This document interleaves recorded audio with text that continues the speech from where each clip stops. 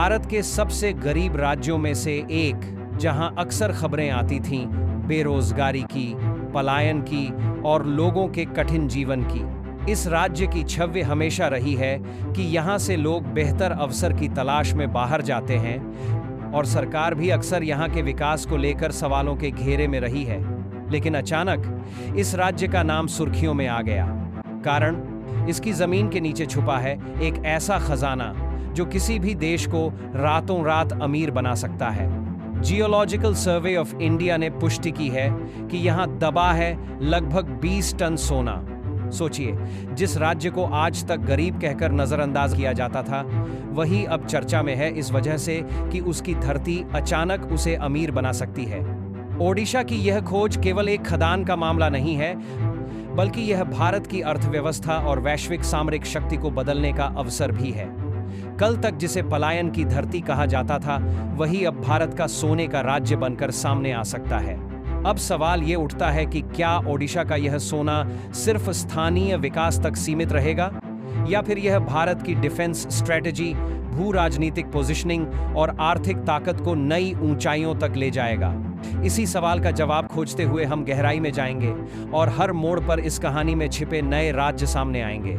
भारत दुनिया का दूसरा सबसे बड़ा सोना आयात करने वाला देश है।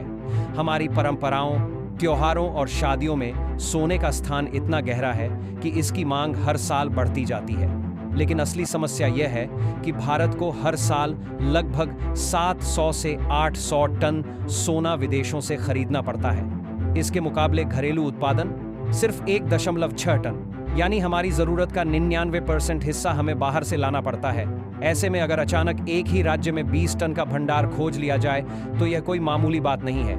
यह खोज सिर्फ आर्थिक नहीं, बल्कि सामरिक है। सोना सिर्फ गहनों और निवेश तक सीमित नहीं है। इसका इस्तेमाल देशों की वित्तीय स्थिरता, रक्षा सौदों और वैश्विक राजनीति में प्रभाव जमाने तक फैला हुआ है। रूस और चीन जैसे देश लगातार अपने गोल्ड रिजर्व्स बढ़ा रहे हैं ताकि डॉलर की पकड़ से बाहर निकल सकें। अब अगर भारत भी ओडिशा के इस सोने को अपने रिजर्व्स में जोड़ता है तो इसका असर सीधा हमारी अंतर्राष्ट्रीय ताकत पर पड़ेगा। इतिहास गवाह है कि जहां सोना होता है वहां साम्राज्य खड़े होते हैं। मुगलों ने सोने की ताकत से अपनी बादशाहत कायम की। ब्रिटिश साम्राज्य ने भारत की संपत्ति लूटकर दुनिया पर राज किया और यूरोप के कई साम्राज्य सोने की खोज के दम पर खड़े हुए। यही कारण है कि आज भी सोना किसी देश की मुद्रा और अर्थव्यवस्था की रीढ़ माना जाता है। और यही वजह है कि ओडिशा की इस खोज को केवल खनन परियोजना कहकर टाला नहीं जा सकता। यह एक रणनीतिक गेम के कारण है कि कहा गेम के आज भी सोना किसी देश की खोज के दम परियोजना कहकर टाला नहीं जा सकता, चेंजर साबित हो सकता है। भारत हर साल अरबों डॉलर विदेशी हथियारों पर खर्च करता है। राफेल फाइटर जेट्स हों, सुखोई जेट्स हों या अत्याधुनिक मिसाइल डिफेंस सिस्टम, इन सब सौदों में सोने और डॉलर की ताकत अहम होती है। अगर हमारे पास मजबूत गोल्ड रिजर्व हो तो हम इन डील्स में कहीं ज्यादा प्रभावशाली शर्तें रख सकते हैं। यह सोना सिर्फ हमारी अर्थव्यवस्था ही नहीं, बल्कि हमारी राष्ट्रीय सुरक्षा को भी मजबूत बना सकता है। ओडिशा की पहचान अब तक क्रोमाइट, बॉक्साइट और आयरन ओर के उत्पादन से रही है। यह राज्य भारत के खनिज भंडार का अहम हिस्सा है, लेकिन गरीबी, पलायन और पिछड़ेपन की वजह से अक्सर इसे एक कमजोर कड़ी माना जाता रहा है। लेकिन अब वही राज्य भारत का गोल्ड हब बन सकता है। जरा सोचिए, जिस मिट्टी को लोग कल तक बोझ समझते थे, वही अब सोने की खान बनकर पूरे देश की तस्वीर बदल सकती है। लेकिन यहाँ पर कहानी और भी दिलचस्प हो जाती है। इतिहास हमें बताता है कि जब भी कोई देश अचानक सोना या तेल जैसी संपत्ति खोजता है तो दुनिया की बड़ी ताकतें वहां दखल देने लगती हैं। अफ्रीका के कई देशों की मिसाल हमारे सामने है। वहां खनिज संपदा मिली, लेकिन विदेशी कंपनियों और महाशक्तियों ने उन्हें शांति नहीं लेने दी।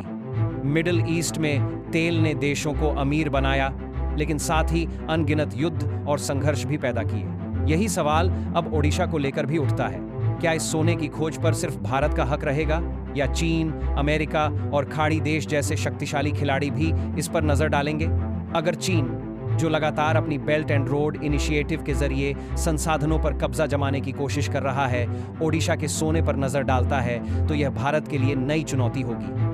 अमेरिका, जो सोने और तेल के बाजारों पर अपना दबदबा बनाए रखना चाहता है, वह भी ऐसी किसी खोज को हल्के में नहीं लेगा।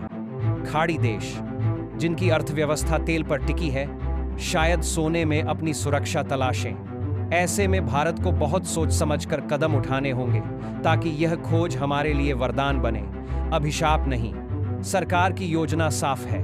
ओडिशा में पहला गोल्ड माइनिंग ब्लॉक जल्द ही नीलामी पर जाएगा।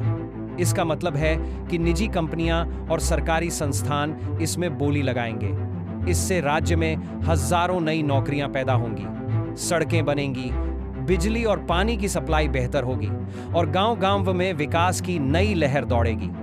लेकिन इस कहानी का दूसरा पहलू भी है। सोने की खदानें अक्सर पर्यावरणीय चुनौतियां लेकर आती हैं। जंगल कटते हैं, नदियां प्रदूषित होती हैं, सोने की बजने की आड़ में गांव-गांव में बार कर दिया और स्थानीय लोग अपनी जमीन और घर खो बैठते हैं। ओडिशा जैसे राज्य में, जहां आदिवासी आबादी बड़ी संख्या में है, वहां विरोध भी हो सकता है। सवाल यह है कि क्या विकास और पर्यावरण के बीच संतुलन बनाया जा सकेगा? और यहीं पर इस कहानी का सबसे बड़ा ट्विस्ट आता है। अगर आप सोचते हैं कि यह सिर्फ एक खदान की खोज है, तो आप गलत हैं। जब कोई राज्य अचानक सोने का राजा बनता है, तो वहां की राजनीति से लेकर समाज तक सब बदल जाता है। नेताओं की प्राथमिकताएं बदलती हैं, निवेशकों की नजरें उस पर टिक जाती हैं और आम लोगों की उम्मीदें आसमान छूने लगती हैं। अब सवाल यह है कि भारत इस सोने का इस्तेमाल कैसे करेगा? क्या हम इसे सिर्फ खोदकर बेच देंगे और कुछ सालों बाद फिर से सोने के लिए विदेशी बाजारों पर निर्भर हो जाएंगे? या फिर हम इसे रणनीतिक रिजर्व के रूप में रखेंगे ताकि डॉलर की पकड़ से धीरे धीरे मुक्त हो सकें और दुनिया के मंच पर एक नई पहचान बना सकें? यही असली कसौटी होगी इस खोज की। ओडिशा का सोना भारत के लिए सिर्फ एक खदान नहीं है, यह एक रणनीतिक अवसर है। एक ऐसा अवसर जो हमारी अर्थव्यवस्था को मजबूत कर सकता है, हमारी रक्षा रणनीति को नई ऊर्जा दे सकता है और हमें वैश्विक राजनीति में अधिक प्रभावशाली बना सकता है। लेकिन यह भी उतना ही सच है कि सोना हमेशा संघर्ष भी लाता है। इतिहास गवाह है कि सोना जितनी तेजी से अमीरी लाता है, उतनी ही तेजी से लालच और लड़ाइयां भी खड़ी करता है। अब यह भारत पर है कि वह इस सोने का इस्तेमाल कैसे करता है। क्या ओडिशा का यह खजाना हमें अगले दशक में सुपर पावर बनने की राह पर डाल देगा, या यह भी एक ऐसा संसाधन बन जाएगा जिसे हम सही से संभाल नहीं पाएंगे? आप क्या सोचते हैं? नीचे कमेंट में हमें जरूर बताइए। अगर यह कहानी आपको रोमांचक और जानकारीपूर्ण लगी तो वीडियो को लाइक करें, दोस्तों के साथ शेयर करें और चैनल को सब्सक्राइब करें, क्योंकि आगे भी हम आपके लिए ऐसी ही कहानियां लाते रहेंगे जहां संसाधन, राजनीति और रक्षा रणनीति मिलकर दुनिया का पूरा खेल बदल देती हैं।